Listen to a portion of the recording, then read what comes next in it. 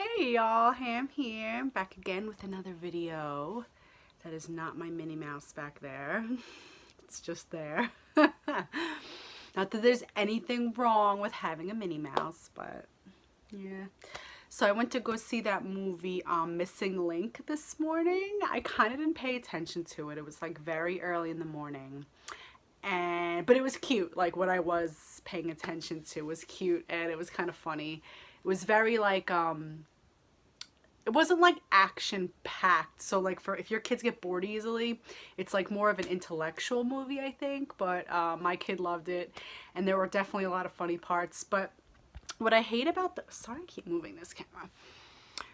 What I hate about movies these days, and I'm sure most of you can attest to this, is that now with, again, you know, coinciding with a lot of videos that I make, now that we have access to everything, right?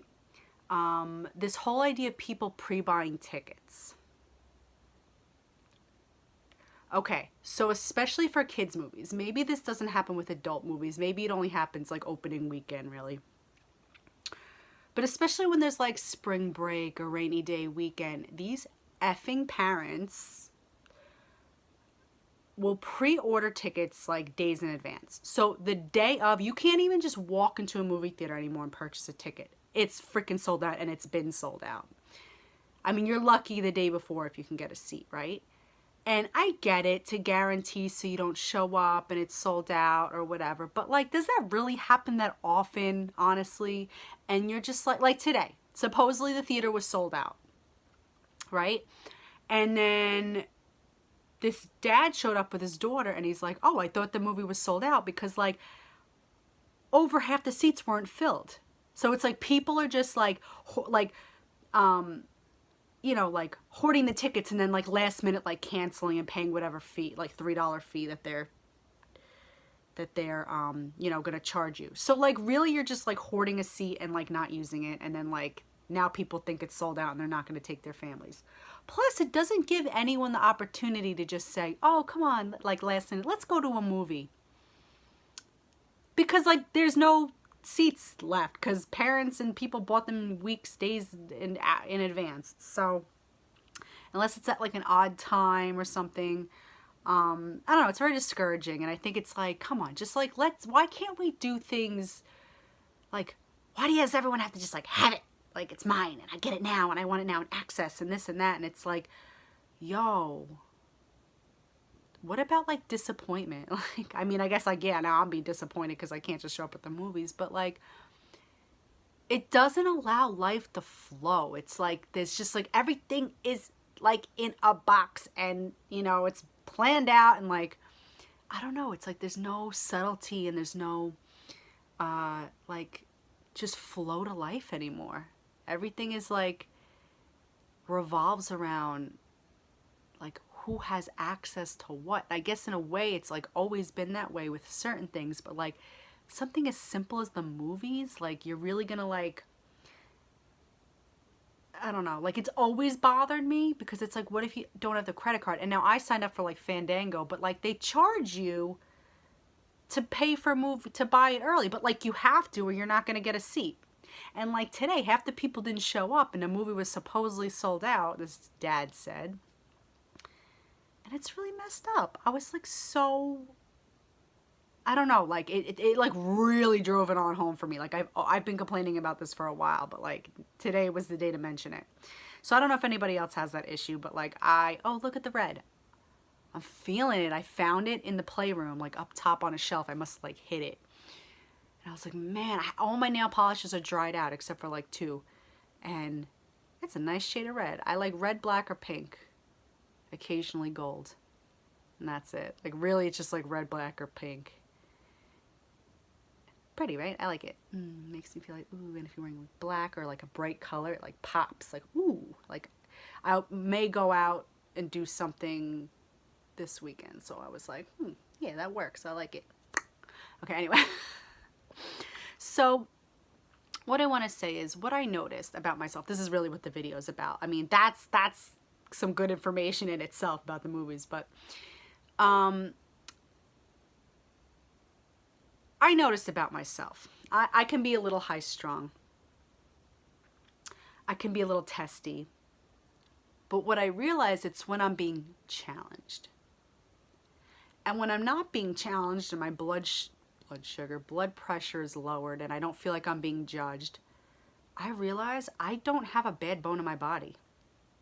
And a lot of people won't believe that. Like, a lot of people say, no, you got a bad attitude, whatever. But like, when I'm by myself with my kid, like, and no one's around, and I can just like exist, like, my kid was going crazy before, and I literally couldn't even find it in me to yell or get upset. I was just like being very calm and mommy-like, and like the kind of mom I wish I can be all the time, right? And I've mentioned before that I kind of suffer from PTSD. So like, when things get overwhelming, I know that I tend to overreact. And I've kind of been like this my whole life, but I think I just suffered from like anxiety as a kid, and then it like went away, and then like basically right as soon as like I felt like that era of my life was over, like, you know, PTSD hit me kind of hard. And although I feel a lot better, you know, it's still, things will still trigger me, and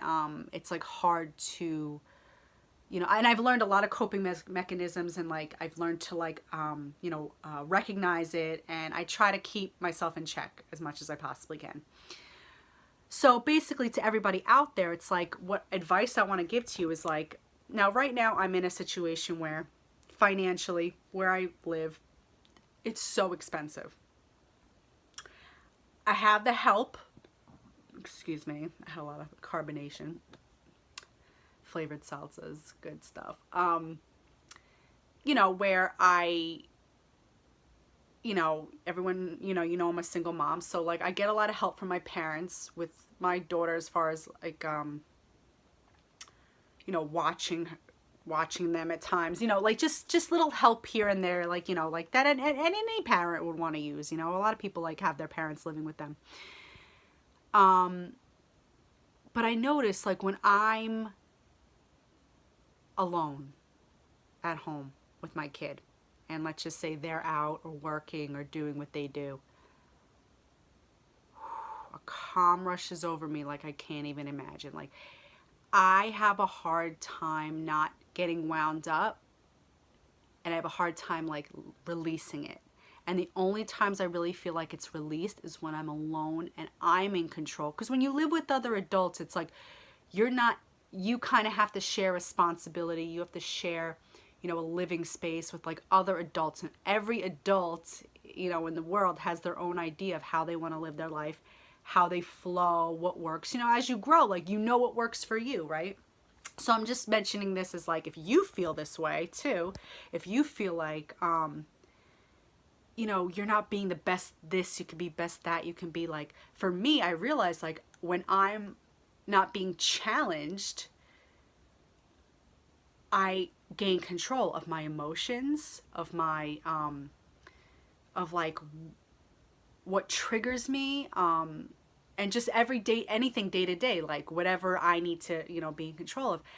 And it's not that I'm a controlling person, but I just feel like I'm not having to answer to anybody, and it's just a lot more like relaxing, like being on vacation, I guess. So maybe for you, for anyone who might feel this way, is like, whatever your version of like not being challenged is, try to seek that out. Try to like be in that environment, you know. Maybe it's not, maybe you don't mind other people being around, but maybe, you know, something else challenges you in your life. Maybe it's your ex, or maybe it's like the dog, or, you know, your job or something.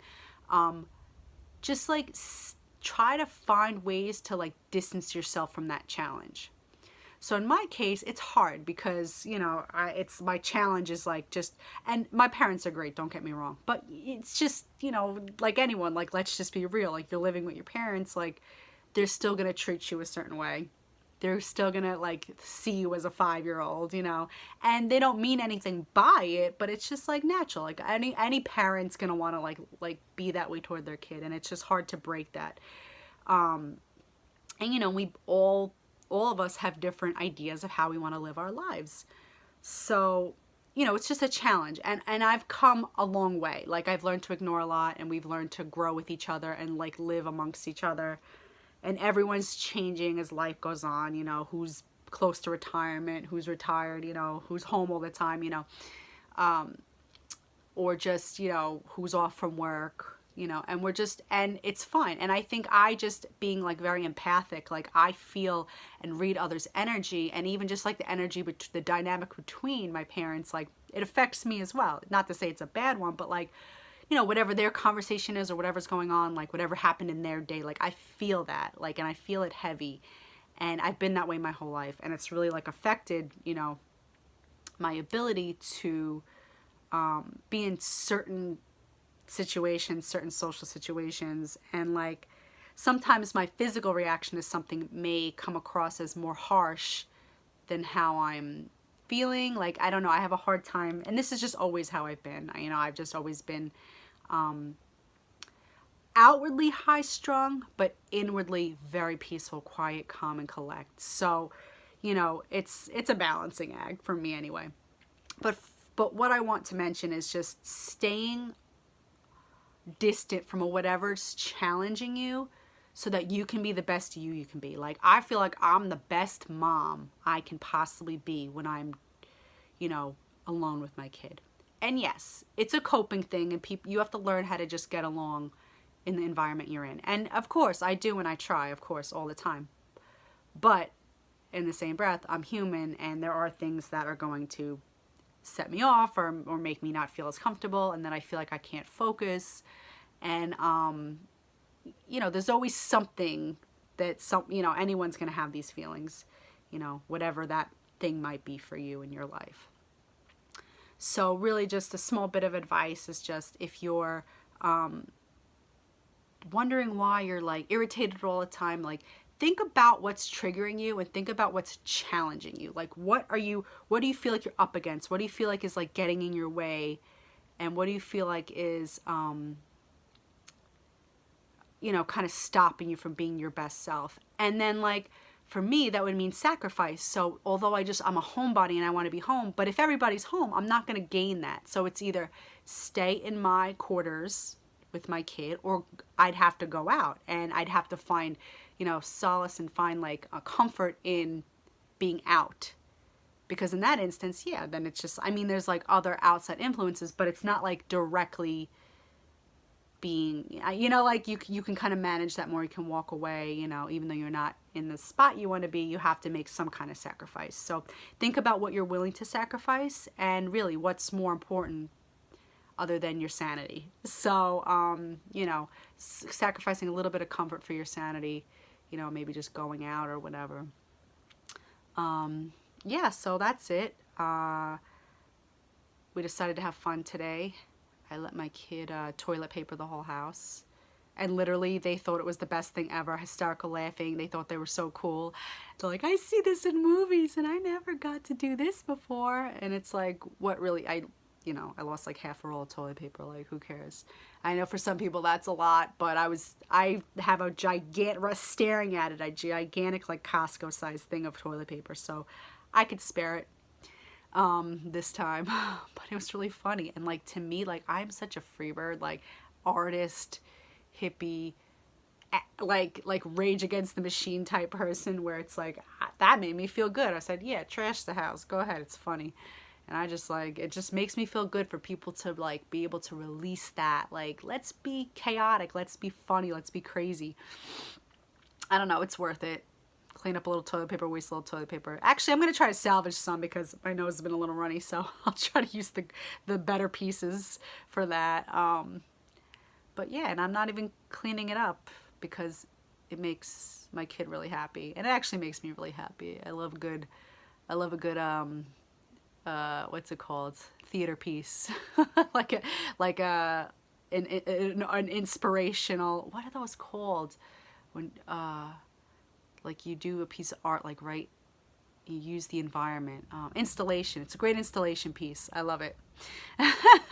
So anyway, love you guys. Be happy, be healthy, keep that mental health strong, and you're beautiful. I guarantee success for you this year, and I think you are going to make a killer lasagna tonight. Bye.